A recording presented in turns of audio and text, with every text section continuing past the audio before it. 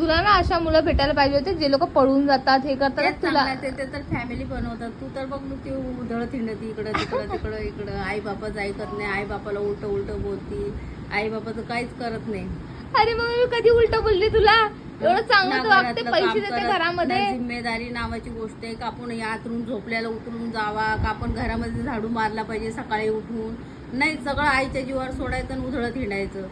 उधळत कुठेही कामाला जाते मग मी आपण कामाला 11:30 पण जाते तर एक झाडू तर मारू शकते ना. का तू काय एवढं पण तू उठते मी 9:30 मी कधी झाडू मारायचं असतो? प्रॉब्लेम आहे ना. मग ती तुझी छोटी मुलगी असते ना 3 वाजता, तिला का नाही सांगत? माझ्या नाही डब्यात का- लागलेले असते.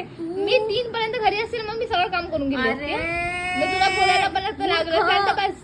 ती पण उभा. तशी आणि तू पण तशी. हा, मग वाटतं तिला तू नाही करत मी तर का ती करू? पण ती नाही तुला करत नाही ना. सांगत तर मी का करू मग?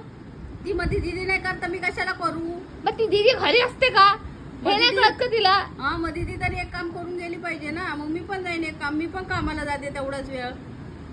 तेवढाच वेळ नाही जात. मग मी 10:30 घरातून निघते, ती 3 घरातून निघते.